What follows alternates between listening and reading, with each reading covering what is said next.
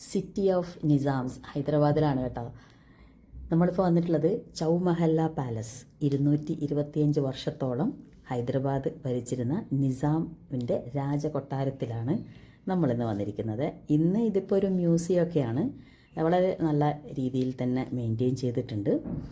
ഏകദേശം 100 വർഷം എടുത്തിട്ട് പണി കഴിപ്പിച്ച ഒരു ബിൽഡിംഗ് സമുച്ചയമാണ്, ഒരു പാലസാണിത്. 4 ഡിഫറെൻ്റ് ആയിട്ടുള്ള 4 അല്ലെങ്കിൽ പാലസ് ഉണ്ട് ഇവിടെ കേട്ടോ. അതുകൊണ്ടാണ് അതിന് ചൗമഹല്ല പാലസ് എന്ന് പറയുന്നത്. അപ്പോൾ ഞങ്ങൾ അതിൻ്റെ ഓരോ ഭാഗങ്ങളും ഇങ്ങനെ നോക്കിക്കാണും. എത്ര പ്രൗഢവും ഗംഭീരമാണെന്നറിയാം. എന്തുമാത്രം റിച്ച് ആയിരുന്നു, അല്ലെങ്കിൽ അത്രയും ഒരു ഭയങ്കര ലക്ഷൂറിയസ് ആയിട്ടുള്ളൊരു ലൈഫ് സ്റ്റൈലായിരുന്നു അവരുടെ എന്നുള്ളത് ഇവരുടെ ഈ ഒരു എന്താണ് അവർ ഉപയോഗിച്ചിരിക്കുന്ന ഈ ഓരോ കാര്യങ്ങൾ കാണുമ്പോൾ നമുക്ക് മനസ്സിലാവും. അവരുടെ ജ്വല്ലറീസ് ആണെങ്കിലും അവിടെ അവർ ഉപയോഗിച്ചിരുന്ന വസ്ത്രങ്ങളാണെങ്കിലും സ്വർണത്തിലും വെള്ളിയിലും കൊണ്ടുള്ള ഡ്രസ്സൊക്കെയാണ് അവർ ഇട്ടുകൊണ്ടിരുന്നത്. ഇതാണ് ഇതിൻ്റെ ഒരു ഐക്കോണിക് ആയിട്ടുള്ള ഒരു സ്ട്രക്ചർ എന്ന് പറയുന്നത്. ഇവിടെ ഒരു ക്ലോക്ക് ടവർ കാണാം കേട്ടോ. 250 വർഷം പഴക്കമുള്ള ഒരു ക്ലോക്ക് ടവറാണ്. 250 വർഷമായിട്ടത് പണി ചെയ്തുകൊണ്ടിരിക്കുകയാണ്. നല്ലൊരു പൂന്തോട്ടവും അതുപോലെ തന്നെ നല്ലൊരു ഫൗണ്ടനും ഒക്കെ ഇവിടെ ഉണ്ട്. അപ്പോൾ നമുക്ക് ഓരോ കാഴ്ചകളായിട്ട് കണ്ടുപോകാം. അതിനകത്ത് തന്നെ ഏറ്റവും എന്താ പറയുക, എനിക്ക് ഇഷ്ടപ്പെട്ട ഒരു അല്ലെങ്കിൽ അതിൻ്റെ ഏറ്റവും പ്രധാനപ്പെട്ട ഒരു ഭാഗം എന്ന് പറയുന്നത് ഖിൽവത്ത് മുബാറക്ക് എന്ന് പറയുന്ന ഈ ഒരു ബിൽഡിങ് തന്നെയാണ് കേട്ടോ. വളരെ എന്താ പറയുക, ഗംഭീരമായിട്ട് പണി കഴിപ്പിച്ച ഒരു കൊട്ടാരമാണ്, ഒരു കൊട്ടാരത്തിൻ്റെ ഒരു ഭാഗമാണിത്. കണ്ടില്ലേ അതിൻ്റെ ഒരു പ്രൗഢി. അവിടെയുള്ള തൂക്കുവിളക്കുകളൊക്കെ നോക്കിക്കഴിഞ്ഞാൽ തന്നെ അറിയാം.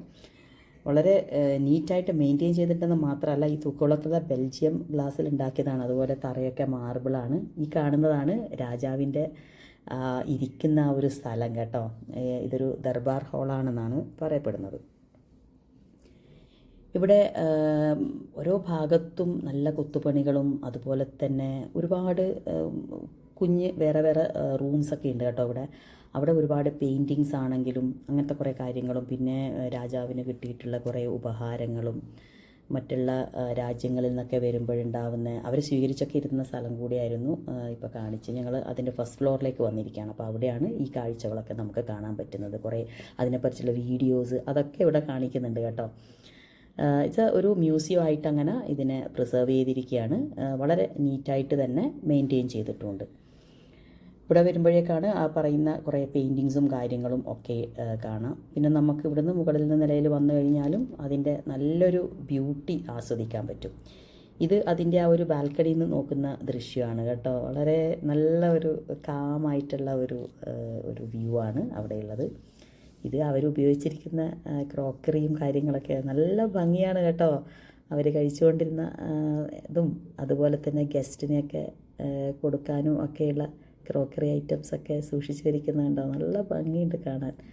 പല രാജ്യങ്ങളിൽ നിന്നും ഇമ്പോർട്ട് ചെയ്തതൊക്കെയാണെന്നാണ് അവിടെ എഴുതി വെച്ചിരിക്കുന്നത് കേട്ടോ. ജപ്പാനായാലും ബെൽജിയം അതുപോലെ ചൈന അങ്ങനെയുള്ള പല രാജ്യങ്ങളിൽ നിന്നും ഇമ്പോർട്ട് ചെയ്തിരിക്കുന്ന കാര്യങ്ങളാണ്. കണ്ടില്ലേ, മുകളിൽ നിന്നുള്ള കാഴ്ചയാണിത്. എന്ത് ഗംഭീരമാണെന്ന് നോക്കിയാൽ അതിൻ്റെ ആ ഒരു കൊത്തുപണികളൊക്കെ വളരെ ക്ലോസ് ആയിട്ട് ഇങ്ങനെ നമുക്ക് ഒബ്സർവ് ചെയ്യുമ്പോൾ ശരിക്കും അതിശയപ്പെട്ടു പോവും. അത്രയും റിച്ചായിരുന്നു അവർ Nizam. Specially 5th and 7th നിസാമായിരുന്നു റിച്ചസ്റ്റ് ആയിട്ടുള്ളത് കേട്ടോ.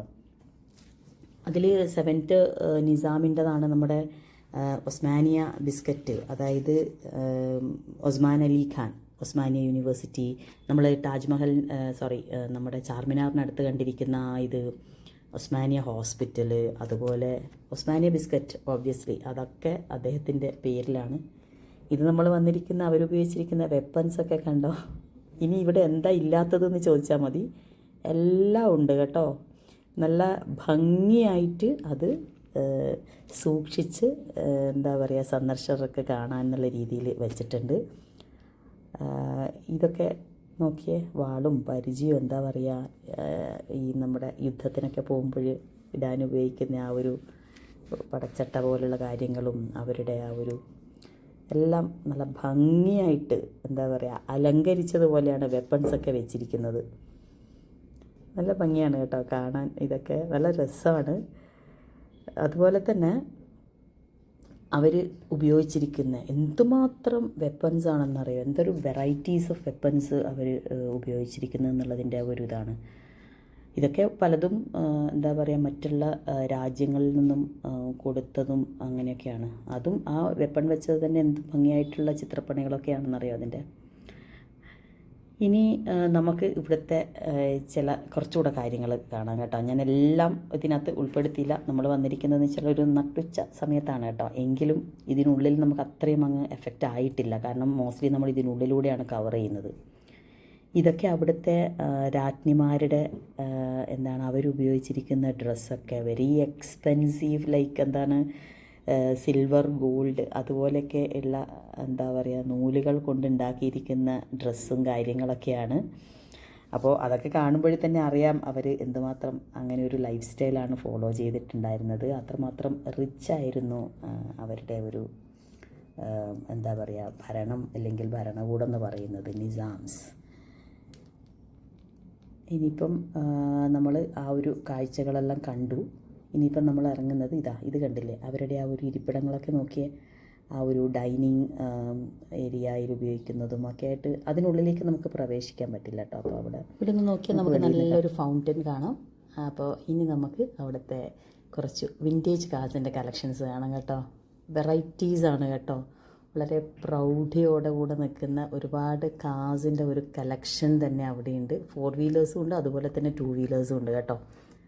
അപ്പോൾ ആ ഒരു കാഴ്ചയാണ്. വളരെ ആഡംബര രീതിയിലുള്ള കാസിൻ്റെ ഒരു കളക്ഷൻ ഉണ്ട് കേട്ടോ അവിടെ. അപ്പോൾ അത്രയും നല്ലൊരു എന്താ പറയുക വളരെ ലക്ഷൂറിയസ് ആയിട്ടുള്ളൊരു ലൈഫ് സ്റ്റൈലാണ്. ബിക്കോസ് ആ 7th and 5th ഞാൻ പറഞ്ഞതുപോലെ അത്രയും റിച്ചസ്റ്റ് ആയിരുന്നു അവർ നിസാംസ് എന്ന് പറയുന്നത്.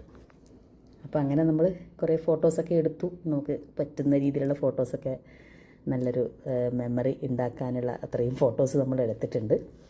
അങ്ങനെ അവിടുത്തെ കാഴ്ചകൾക്കൊക്കെ ശേഷം നമ്മൾ അവിടെ നിന്ന് ഇറങ്ങുവാണ്. ഇനി ഇവിടെ എത്ര പ്രാവുകളാണെന്ന് നോക്കിയാൽ.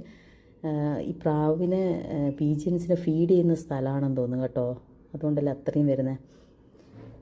അപ്പം നമുക്ക് ഇവിടുത്തെ കോട്ടി എന്ന് പറയുന്ന മാർക്കറ്റ് ഭാഗത്തോട്ട് ഒത്തിരി അങ്ങ് ഷോപ്പിംഗ് ഒന്നും ചെയ്തില്ല. എന്നാലും അവിടെ ഒന്ന് പോകണം എന്ന് വിചാരിച്ചാൽ. ഞാൻ ഹൈദരാബാദിൽ ആദ്യമായിട്ട് വരുന്നത് എനിക്ക് തോന്നുന്നു 2000-ലാണെന്ന് തോന്നുന്നു. അപ്പോൾ ആ സമയത്ത് ഞാൻ ആദ്യം വന്ന് താമസിച്ചിരുന്നത് ഈ കോട്ടി ഈ ഭാഗത്താണ് കേട്ടോ. അപ്പോൾ അവിടെ ഒന്ന് ജസ്റ്റ് ഒന്ന് കറങ്ങും, അത്രമാത്രമേ ഉദ്ദേശിച്ചുള്ളൂ. അപ്പോൾ ചെറുതായ കുറച്ച് ഷോപ്പിംഗ് എല്ലാം ചെയ്തതിന് ശേഷം ഇന്നത്തെ വീഡിയോ ഞാൻ അങ്ങ് വൈൻഡപ്പ് ചെയ്യാണ്. അപ്പോൾ ഹൈദരാബാദിലെ കുറച്ചുകൂടെ വിശേഷങ്ങളൂടെ ഷെയർ ചെയ്യാനുണ്ട്. അപ്പോൾ നമുക്ക് അടുത്ത വീഡിയോയിൽ കാണാം. See you soon. Thank you so much. Thank you for watching.